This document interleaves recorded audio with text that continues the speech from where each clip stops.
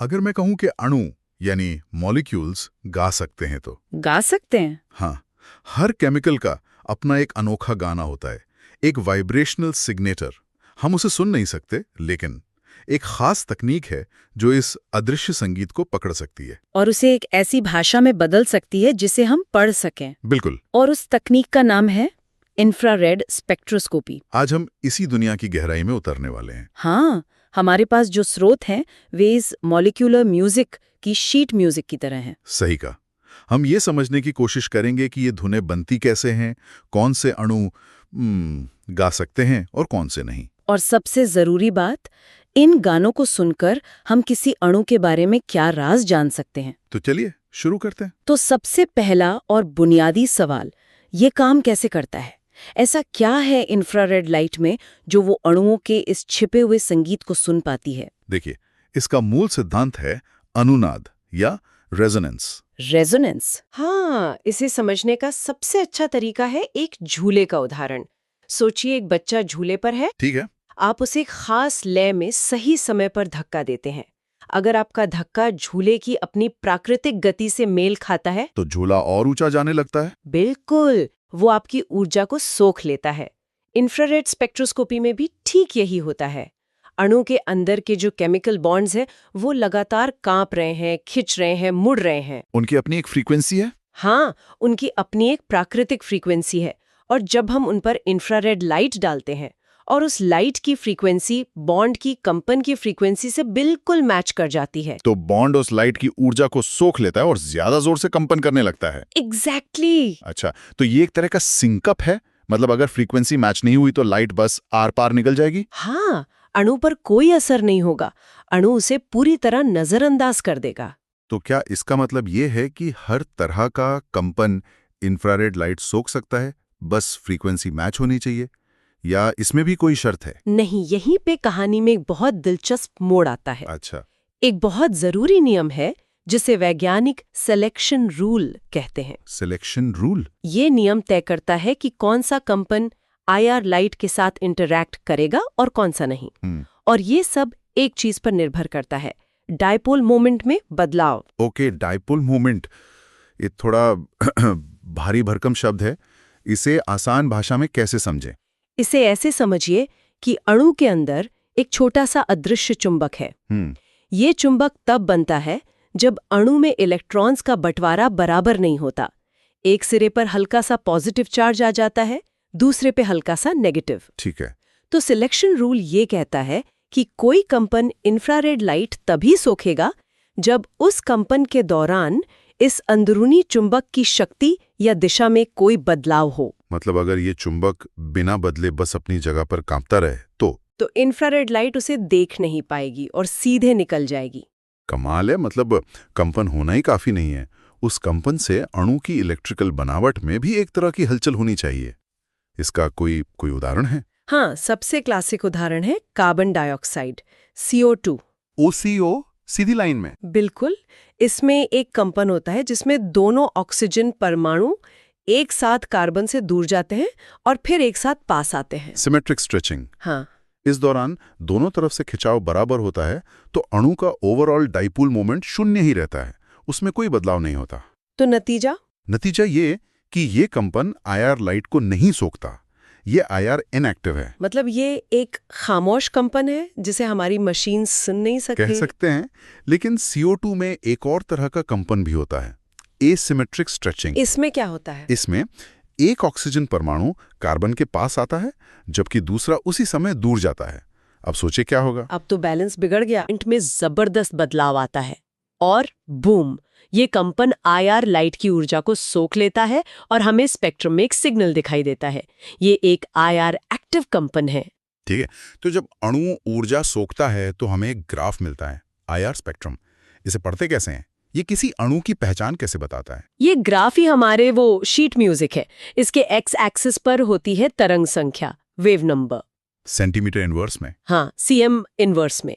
इसे आप संगीत के सुर या नोट की तरह समझ सकते हैं। जितनी ज्यादा वेव नंबर, उतना ऊंचा सुर, उतनी ज्यादा एनर्जी वाला कंपन। और वाई एक्सिस? वाई एक्सिस पर हम देखते हैं कि अणु ने कितनी लाइट एब्जॉर्ब की। जहां ज्यादा लाइट एब्जॉर्ब होती है वहां हमें ग्राफ में एक गहरा पीक या डिप दिखाई देता है। और हमारे स्रोतों के मुताबिक इस ग्राफ के दो बहुत खास हिस्से होते हैं ना, हाँ बिल्कुल। फंक्शनल ग्रुप रीजन और फिंगरप्रिंट रीजन। ये क्या है? ये बहुत महत्वपूर्ण है। देखिए, लगभग 1500 सेंटीमीटर इनवर्स से 4000 सेंटीमीटर इनवर्स तक का जो हिस्सा है वो फंक्शनल ग्रुप रीजन कहलाता है। ये अणु का बायोडेटा है एक तरह से। बिल्कुल सही शब्द है। ये हमें बताता है कि अणु में कौन कौन से मुख्य हिस्से या फंक्शनल ग्रुप्स मौजूद हैं। जैसे संगीत में आप सुनकर बता सकते हैं कि गाने में गिटार बज रहा है या पियानो या ड्रम। हाँ, वैसे ही इस रीजन को देखकर एक केमिस्ट बता सकता है कि अणु में अल्कोहल ग्रुप है या कीटोन ग्रुप है या कुछ और। ठीक है, तो फंक्शनल ग्रुप रीजन हमें बताता है कि गाने में कौन कौन से इंस्ट्रूमेंट्स हैं। लेकिन किसी गाने को पहचानने के लिए तो हमें धुन भी चाहिए। सिर्फ ये जानना काफी नहीं कि उसमें गिटार है। यहीं पर शायद फिंगरप्रिंट रीजन काम आता होगा। क्या बेहतरीन एनालॉग है, बिल्कुल सही। 1500 सेंटीमीटर इनवर्स से नीचे का जो हिस्सा है वो फिंगरप्रिंट रीजन कहलाता है। और ये अनोखा होता है। बहुत ज्यादा। ये हिस्सा पूरे अणु के कंकाल की जटिल बेंडिंग और स्ट्रेचिंग वाइब्रेशन से बनता है। हाँ। और ये हर अणु के लिए इतना अनोखा और जटिल होता है जैसे किसी इंसान का फिंगरप्रिंट। मतलब दो अलग अलग अणुओं का फिंगरप्रिंट रीजन कभी भी एक जैसा नहीं हो सकता? कभी नहीं। तो फंक्शनल ग्रुप रीजन आपको बताएगा कि इंस्ट्रूमेंट एक अल्कोहल है, लेकिन फिंगरप्रिंट रीजन आपको बताएगा कि वो इथेनॉल है या प्रोपेनॉल। ये पहचान का सबसे पक्का सबूत है। वाह! तो एक हिस्सा आपको जनरल कैटेगरी बताता है और दूसरा हिस्सा आपको सटीक पहचान देता है। चलिए, अब इस कंपन के पीछे की फिजिक्स को थोड़ा और समझते हैं। जरूर। कोई बॉन्ड तेज क्यों कांपता है और कोई धीमा क्यों? यानी किसी का सुर ऊंचा क्यों है और किसी का नीचा क्यों? इसे समझने के लिए वैज्ञानिक एक बहुत सरल मॉडल का इस्तेमाल करते हैं, जिसे हार्मोनिक ऑसिलेटर कहते हैं। गेंद और स्प्रिंग वाला मॉडल। हाँ, कल्पना कीजिए कि दो गेंदें जो परमाणु है, एक स्प्रिंग जो केमिकल बॉन्ड है से जुड़ी हैं। ये स्प्रिंग लगातार खिंचती और सिकुड़ती है। कंपन की फ्रीक्वेंसी यानी उसका सुर दो चीजों पर निर्भर करता है। एक मिनट, मुझे अंदाजा लगाने दीजिए। एक तो शायद स्प्रिंग की मजबूती पर निर्भर करेगा। कैसे? एक मजबूत टाइट स्प्रिंग शायद ज्यादा तेजी से हिलेगी। एकदम सही। पहली चीज है फोर्स कांस्टेंट, जिसे K से दिखाते हैं। ये बॉन्ड की मजबूती ही है।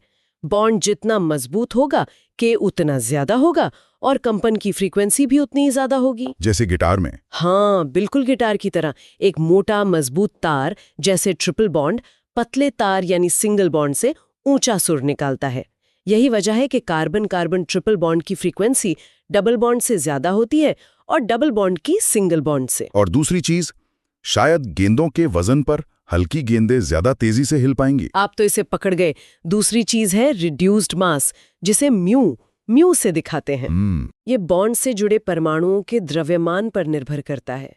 परमाणु जितने हल्के होंगे फ्रीक्वेंसी उतनी ही ज्यादा होगी। जैसे एक छोटी घंटी और एक बड़ी घंटी।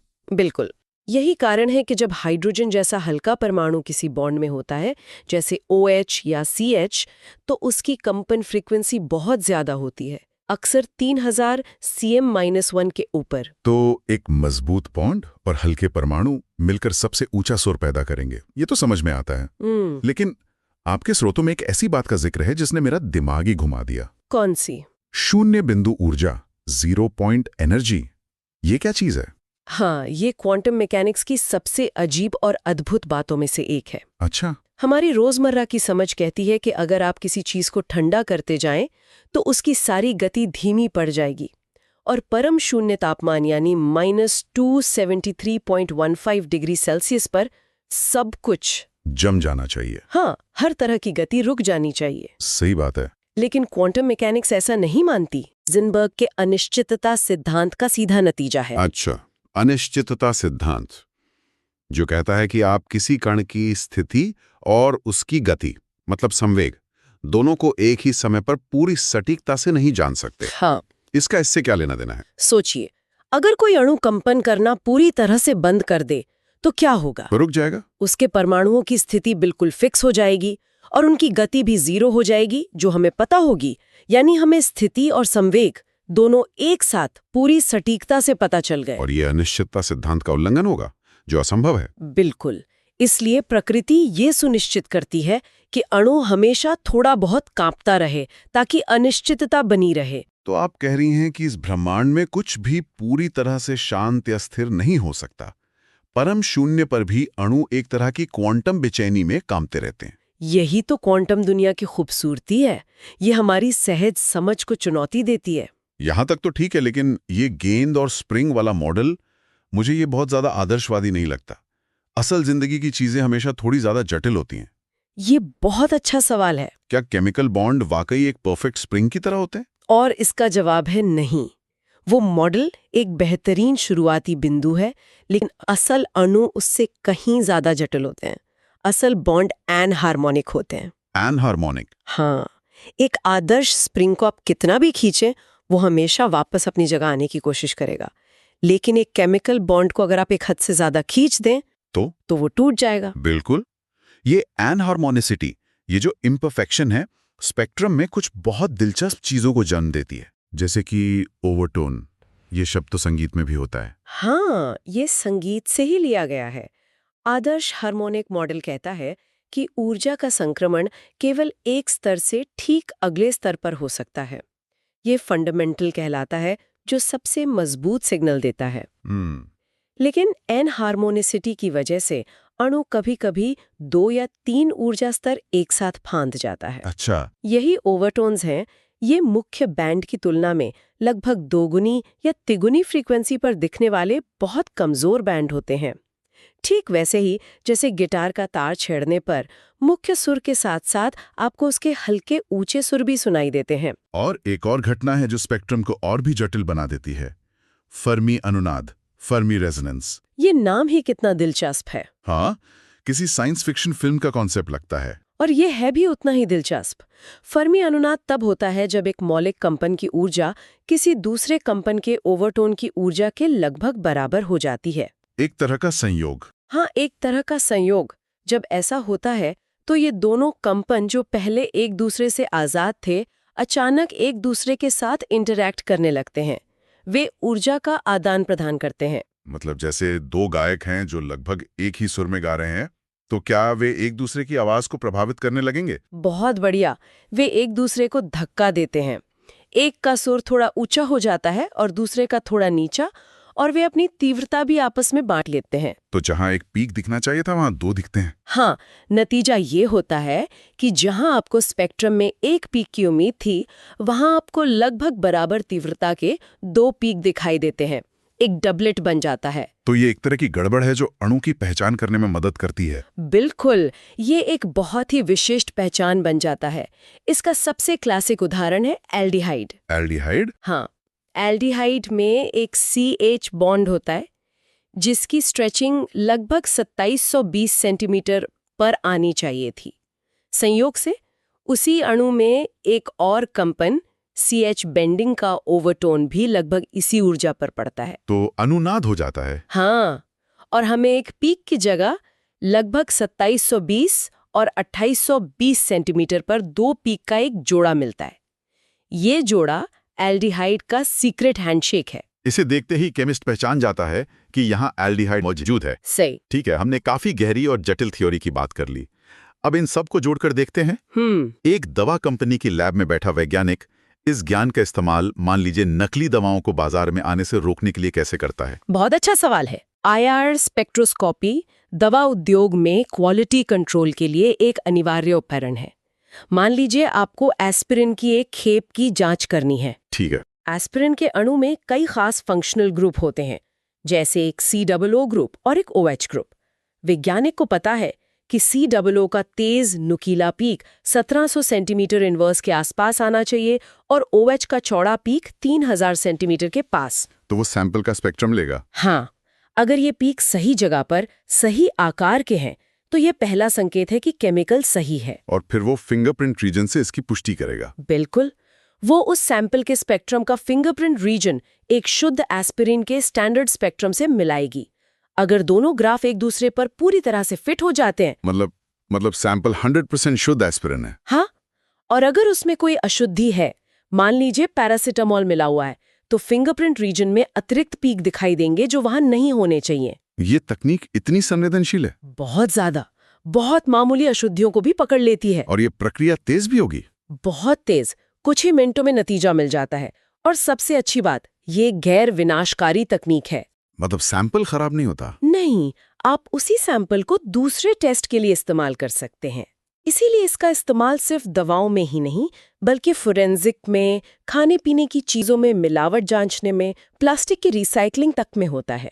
तो हमने अणुओं के कंपन की एक साधारण सी लगने वाली दुनिया से अपनी यात्रा शुरू की और देखा कि कैसे ये हमें रसायनों की गुप्त भाषा को समझने, उनकी पहचान करने और यहाँ तक कि पदार्थ की क्वांटम प्रकृति के बारे में सोचने पर मजबूर करती है। ये वास्तव में अणुओं की उस गतिशील दुनिया में झांकने की एक खिड़की है जो हमारी आंखों से तो ओझल है, लेकिन हमारे चारों ओर मौजूद हर चीज का आधार है।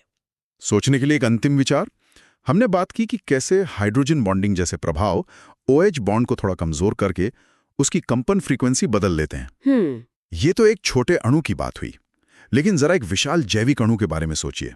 जैसे कि एक प्रोटीन, वो तो हजारों परमाणुओं से बनी एक लंबी मुड़ी तुड़ी चेन है और उसके अंदर हजारों आंतरिक हाइड्रोजन बॉन्ड्स होते हैं जो उसे उसका खास त्रिआयामी आकार देते हैं। बिल्कुल। तो वे हजारों बॉन्ड सब एक साथ मिलकर कितना जटिल और जानकारी से भरपूर आयार सिम्फनी बनाते होंगे। बहुत ही जटिल। वो स्पेक्ट्रम जीवन की कार्य प्रणाली के बारे में कौन से गहरे राज खोल सकता है? क्या हम उस संगीत को सुनकर ये पता लगा सकते हैं कि कोई प्रोटीन अपना काम सही से कर रहा है या वो गलत तरीके से मुड़ गया है, जैसा कि अल्जाइमर जैसी बीमारियों में होता है? वैज्ञानिक इसी कोशिश में लगे हैं। वे उस जटिल सिम्फनी को डिकोड करने की कोशिश कर रहे हैं। वे प्रोटीन के बदलते हुए आयार संगीत को सुनकर ये समझना चाहते हैं कि जीवन की मशीनरी आणविक स्तर पर कैसे काम करती है। तो शायद इस तकनीक का असली रहस्य किसी केमिकल की पहचान करना नहीं, बल्कि जीवन के संगीत को समझना है।